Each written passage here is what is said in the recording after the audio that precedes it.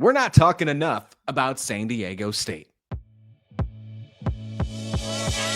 Yes, welcome on into the Pac-12 Daily Podcast. I'm your host, Christian Rao. Let's get on into it. The San Diego State Aztecs have moved from a team that I thought was going to teeter-totter balance between a potential bowl game to maybe now moving into the conversation of could they sneak into the college football playoffs? We're not talking about them enough, and we're going to do that on this show. Please hit that subscribe button if you're a San Diego State Aztec fan or just a fan of the new Pac-12 coming July 2026. That's coming. We're getting a whole bunch of teams coming into the conference. That's coming in July. I didn't want to wait around. We're talking about Pac-12 Daily every single day right here on the YouTube channel or anywhere you listen to it on your audio podcast. They're coming off a huge win, 5-1, the San Diego State Aztecs going 2-0 in Mountain West Conference play after beating the Nevada Wolfpack 44-10. And if you remember the week before that, Nevada gave a good run to Fresno State. They gave it to him. Carter Jones stepped in, looked pretty good, and you thought that you might have this game be pretty close. I was thinking that this game was going to be a lot closer than it was. I thought it was going to be a true test for Sean Lewis, and it wasn't.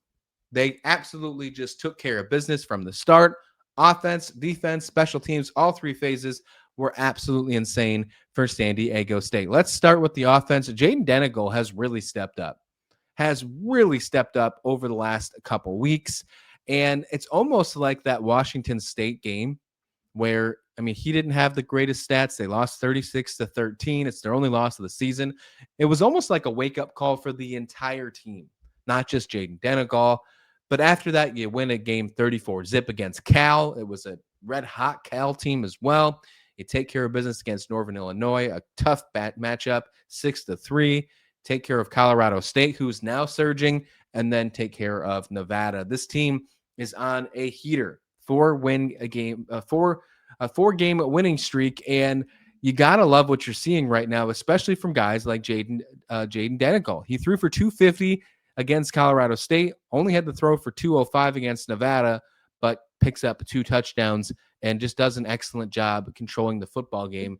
His defense stepped up.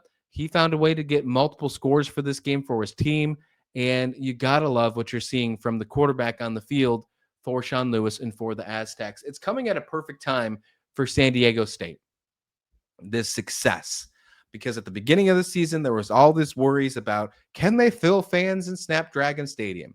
They're going to give these tickets away. They're going to just find a way to bring fans in, and hopefully they'll love the atmosphere and they'll want to stick around. Well, now you did that, and I think it turned out to be a good idea because now you're putting an amazing product on the field.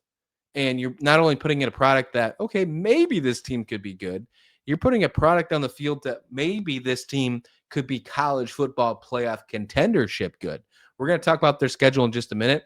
There is a strong chance that this team could go 11-1, find themselves in the Mountain West Championship game, win it, and be that G5 team that goes to the college football playoffs. That is crazy to think about, of a San Diego State team, a team that was not good last year. I thought was at the best their ceiling being making a bowl game this year, but instead they've definitely exceeded their expectations. On the running back side, Lucky Sutton has been incredible as well. I mean, he rushed for 113 yards against Colorado State. He got 76 and a touchdown against Nevada. He's been really fun to watch. I really like Byron Cardwell Jr. as well. I think they have a really good running back duo in the backfield. Christian Washington, another good running back as well. But when you're talking about the San Diego State offense, and you're including Jaden Denegal, of course, you cannot forget to talk about Jordan Napier.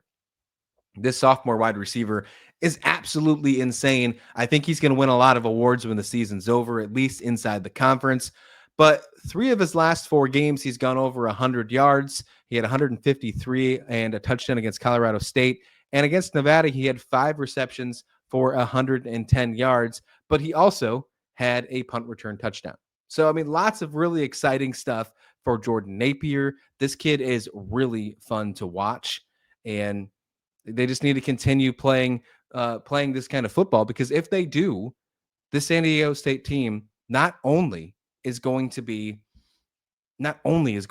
a team moving forward is going to be a college football playoff caliber. I got mixed up my words because I apologize. It was a punt return touchdown for Jordan Napier, not a kick return touchdown. Just want to make sure I cleared that up. On the defensive side, you have real NFL talent as well. Like maybe we just should have thought more highly of the San Diego State team. Maybe we just didn't give enough credit this offseason because Jaden Denigal, I think we just didn't know what we were to expect of him because he was in a quarterback battle this fall. Okay, fine. We knew Jordan Napier was going to be good. There was a lot of hype behind Lucky Sutton. Get that. But Trey White, true NFL talent. He's already got 4 sacks on the season. We're going to see him be a pass rusher on Sundays. And Chris Johnson might be the number 1 cornerback taken in the NFL draft this next year. I mean, he's absolutely insane. He's got 3 interceptions on the season already, including 2 pick sixes. And he's a shutdown corner. If you look at PFF grades, he's like leading the charge in almost every category for cornerbacks and coverage grades. He is an absolute stud of a cornerback for San Diego State, number 1 on the roster, and number 1 on your jersey, and most likely number 1 cornerback taken in the NFL draft this coming April. And that'll be huge. That'll be huge for the resume for San Diego State. That'll be huge for Sean Lewis. That'll probably help more fans go to Snapdragon. Everything's starting to fall into place for San Diego State. And it's a beautiful campus. It's a beautiful stadium.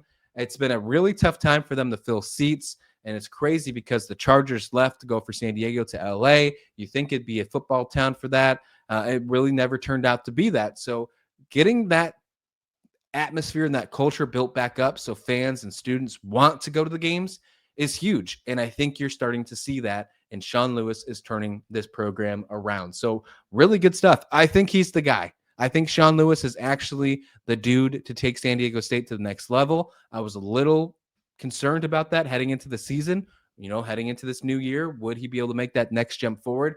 And he absolutely did. The AztecFAST offense that they discussed all last year, with Danny O'Neal taking all those hits at quarterback, didn't really work out. It's definitely took charge this year with Jaden Denigal, Lucky Sutton, and Jordan Napier. Looking at the rest of their schedule, they're on a bye week this week. We're going to dig more into San Diego State in the coming days. I want to get more stuff up on the channel. I don't know if you can tell, but I am losing my voice, but I want to get something else on the channel today.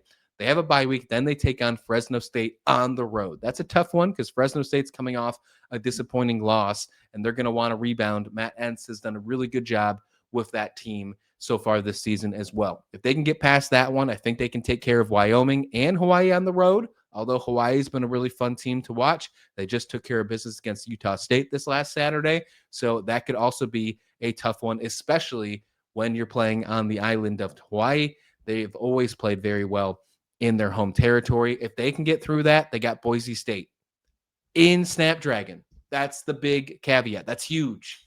Boise State is amazing in at home, but it's on the road for Boise State. It's in San Diego. If they can sneak that one by, you're absolutely in the driver's seat to get yourself to the Mountain West Championship game. Then you finish off with San Jose State and New Mexico. This team has the ceiling and the capability to go 11-1, get yourself to Mountain West play, win the Mountain West Championship. And if that happens, if they go 12-1, meaning they win the Mountain West Championship game, they will be in the college football playoffs. I think they'll outbeat Memphis. I think they'd outbeat South Florida after those type of wins, especially beating a team like Fresno State and Boise State. So count me in. I think that they would become the G5 team. I think we need to start ranking San Diego State as well. I think the AP poll only gave them 1 or 2 votes. Absolutely egregious. You got to look, this Washington State lost. They lost 36-13. It was early in the season. They didn't have everything all figured out yet. But if you're looking at Washington State now, Washington State just did San Diego State a huge favor. They almost beat Ole Miss in Oxford. If they would have completed that upset, that Washington State loss would look like an amazing loss.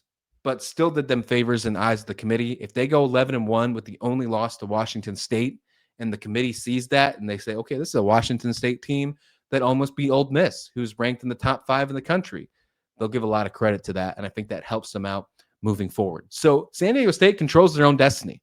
There's no doubt about that in my mind. If they continue to win and they win the Mountain West, I think we see Sean Lewis take his Aztecs not only to a new level compared to last year, which he's already done so far this season, but finds them in the college football playoffs with a 1-12 shot at winning the national championship. We'll talk more about the San Diego State Aztecs. We'll talk more about the rest of the new Pac-12 teams. More soon, right here on the Pac-12 Daily.